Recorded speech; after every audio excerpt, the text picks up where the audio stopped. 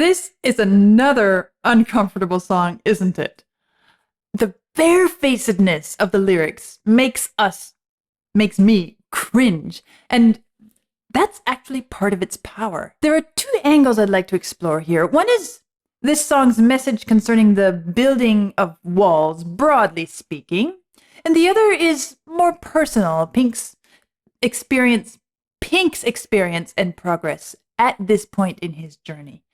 And so let's tackle these one at a time. First, it's social commentary on wall building. We can sum it up that way. In some ways, we could say that the last two songs, along with this one, are a sort of triptych in which we get to see the natural progression which a person or group takes when they adopt a wall building approach like Pink.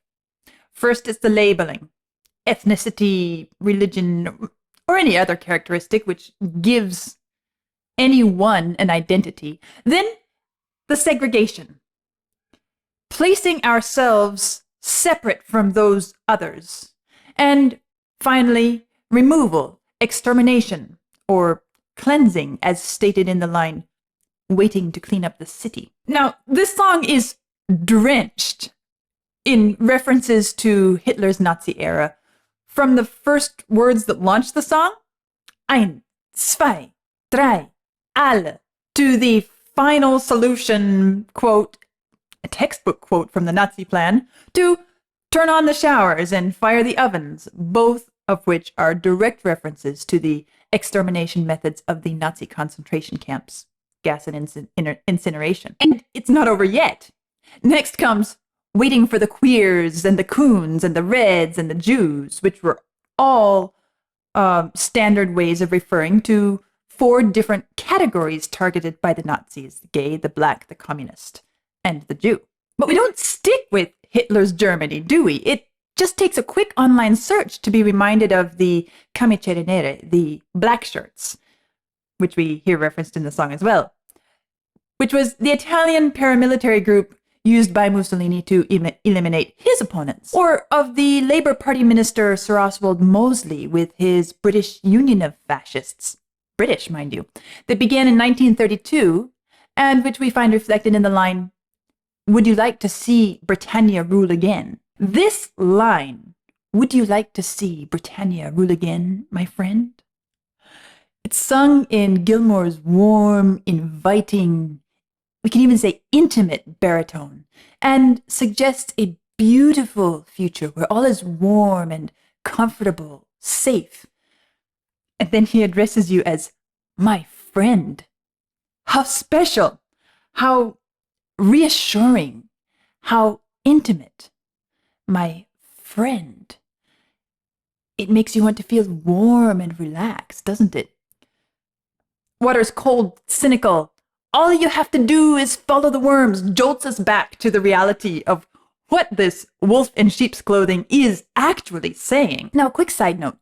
1 year earlier, in 1931, Mosley actually met with Mussolini and was impressed by his camicie nere, the black shirts, so he copied that concept and transferred it to his British Union of Fascists. And if we step from the album to the movie for a moment, because remember, I'm primarily focusing on the album's presentation of the music, that March of the Black Shirt Hammers, that's more than just an artistic representation of the ideas being expressed in this song. It is actually rooted in history, because Mosley and his British Union of Fascists planned a march in East London, where there was a large Jewish population. And, well, if you're a history buff and want to learn more, just hop online and look up the Battle of Cable Street, which is, I'll say, a real-life object lesson on the power that good people have to stop evil. But since we don't want to get derailed too much off the topic of this song, I'll leave it for you to explore. Back to this song. The idea of wanting to see Britannia rule again is further developed when we get to the next line. Would you like to send our colored cousins home again, my friend? Again, it's Gilmour's irresistible vocal warmth, the promise of safety, now in the context of purity, the idea of security. and a reminder that the desire and attempt to create a racially pure nation was not at all limited to Hitler alone. Now, if we follow the pulsing of the drums throughout this piece, sometimes near the beginning, it's kind of a behind-the-scenes like heartbeat, but it gradually becomes more assertive, and we begin to recognize the march style serves as a callback to the opening count-in, or we could say the opening count-in was an anticipation of where the music is going. And it continues to develop throughout the song, so that by the end, when the chant of hammer, hammer swells from the crowd, we recognize that this pulse also portrays the gradual suppression and oppression found in such hammer-like regimes and ideologies, and speaks to the fact that no matter how utopian the propaganda paints the future to be, no matter how warm and comforting that voice is that is saying, would you like this to be the world you look at, my friend? The world you live in, my friend? No matter. This pulverizing destruction is inevitable. There will never be a beautiful world grown from oppression and division. It's not possible. And so this musical triptych, in which Waiting for the Worms is the last panel, so to speak, is not merely speaking about the regimes of such infamous leaders as Hitler and Mussolini, or, for that matter, any political dictator or regime that it conjures. Rather, it is speaking universally about the inevitable course of nature when any social entity, or indeed any individual, chooses to build walls and blame the world outside for their problems. It's about the deception and danger of the belief that one group should be superior to another, or that some, always the others, never oneself, should be suppressed or annihilated. And it's about the moral and social decay that is bound to come when we follow the worms. Now, we've been speaking on a broad scale, but now let's turn our attention more specifically to Pink himself. After being counted in with that German march, 1, 2, 3, alle, we find ourselves looking around with a strange sense of déjà vu. Haven't we heard this vocal chorus before? Hasn't it come from somewhere else? Yes, it's the same chorus. In fact, the same 1 to 4 progression that opens The Show Must Go On. 1, 4.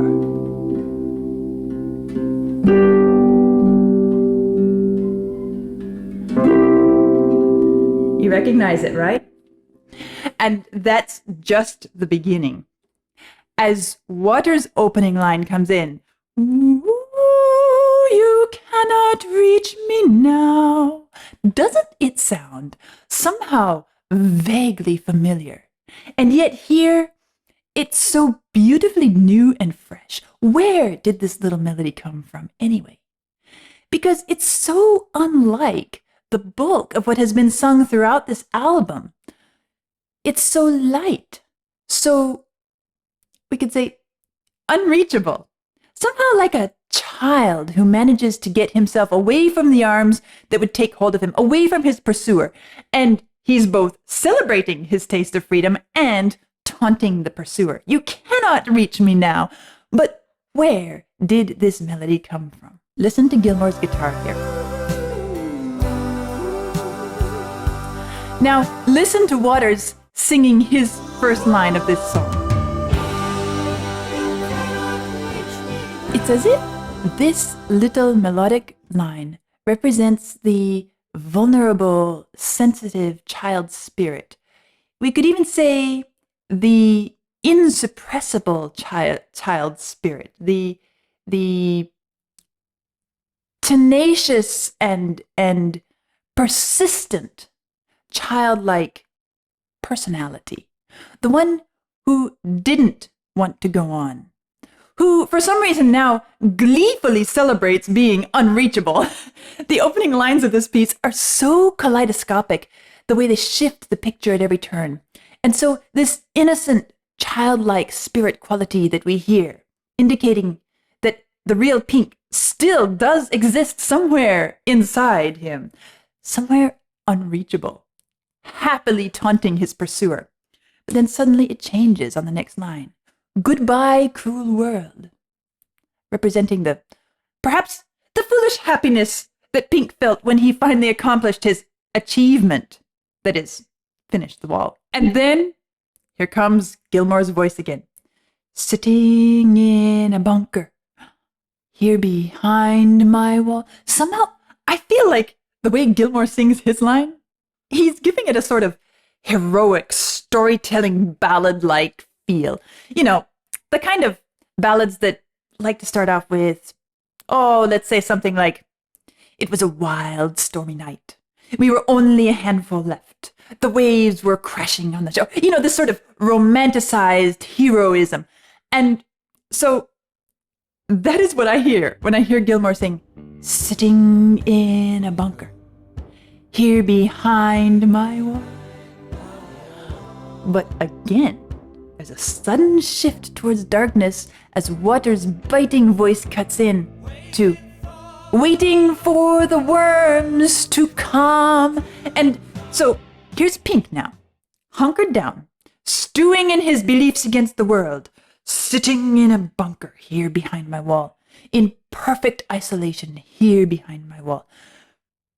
Remember that all this drama and conversation is actually taking place between Pink and himself, between the new persona, which grew out of isolationism and cutting off of relationships, the building of the wall, and the sensitive, artistic personality that he was, that still exists somewhere within him. The real Pink, the human and humane Pink. So we have the innocent child drifting in the clouds contrasted with the delusional hero telling his own story as he imagines he's saving the world. And it's great. It's such a great contrast and such a good idea to show us, to remind us of all sides of Pink and remind us that he is all of these. In fact, I want to say that these opening lines summarize Pink's entire journey to date. Every stage, every step, every brick, every development in his thinking. You can find it all. It's all distilled into these few lines. Actually, this whole song is such a collection of parts and pieces of songs that have come before on this album, musically speaking. Practically every notable feature in this music has already been presented earlier somewhere in the album, as if this now is a sort of summary, a summation of what everything up to this point means, a gathering together of it all. Kind of, if you didn't get it before, well, here it is once more. Also, a way of saying everything that has taken place before, it was bound to come to this. These little bits of ideas you heard, this attitude, this mindset, while we thought maybe, in case you thought that maybe it could go somewhere else. No, what you heard there is what you see here. In full dress. There is no other path. It's a sort of musical, I could have told you so if you'd only bothered to ask moment. This musical summary and reiteration underscores how predictable and inevitable is the rhetoric and ideology of the lyrics. It's not a misfire, some random accident or an oops, that didn't go as planned. No, not at all. This is all predictable. This is the recipe. This is cause to effect. There is no surprise here at all. I think that the added voices in chorus that join with Pink each time we come to "Here behind my wall" are symbolic of the masses that have adopted Pink's gospel. And then, close on its heels, also, "Waiting for the worms to come," that's Pink's voice there.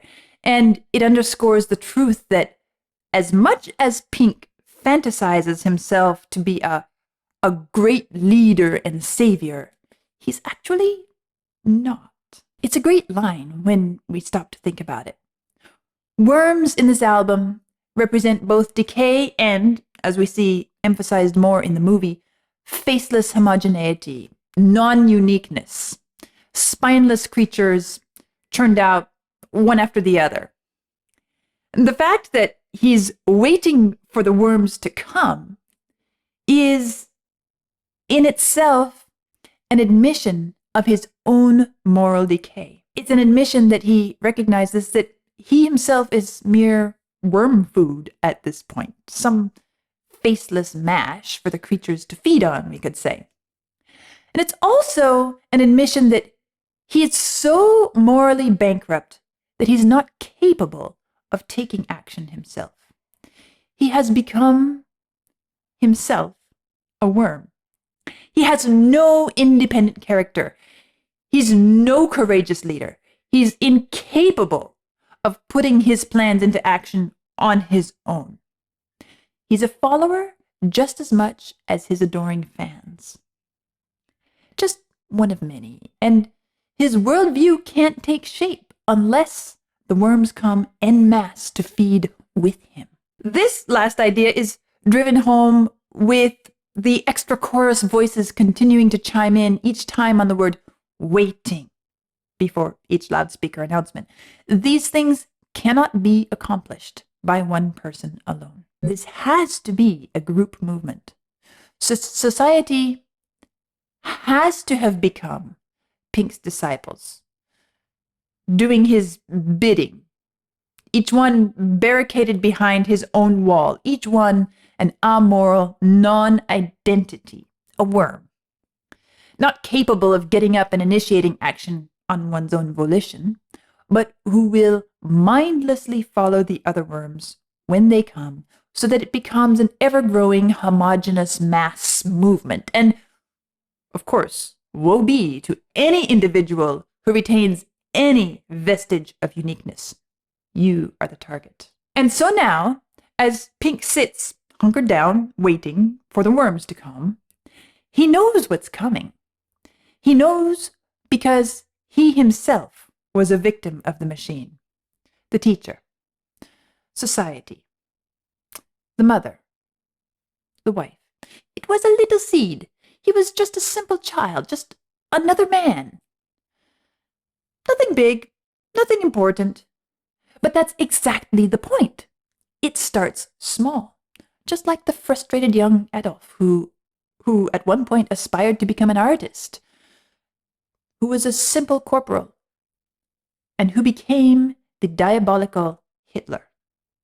The process is predictable. It's worth noting that the instrumental section at the end of the song, we might call it a guitar solo even, is built from the same recurring motif that we have found in so many places throughout this album.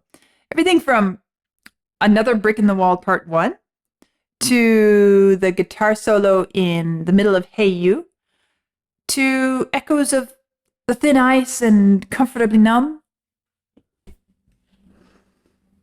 You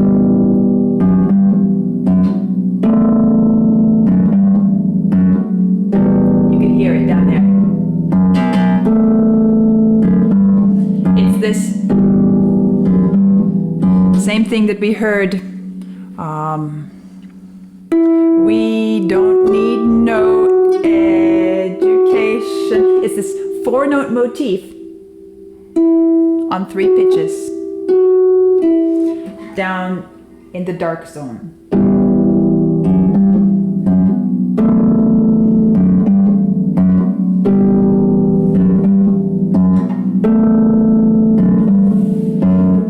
In other words, it's again a musical summary, a summing up. Now it's heavy, roiling the crowd as their chanting becomes stronger, while the voice from the megaphone becomes more frenzied until it is practically unintelligible, hysterical noise, and it gets to the point where we feel like we're facing an oncoming herd of wild beasts in stampede mode. And then, suddenly, everything is brought up short by the final unexpected stab of the strings. Or, in the movie, it's interrupted by Pink himself screaming, "Stop!" Well, that's actually the beginning of the next song, so I, too, will stop. But not before saying, alle, drei, zwei, eins. I'll see you soon.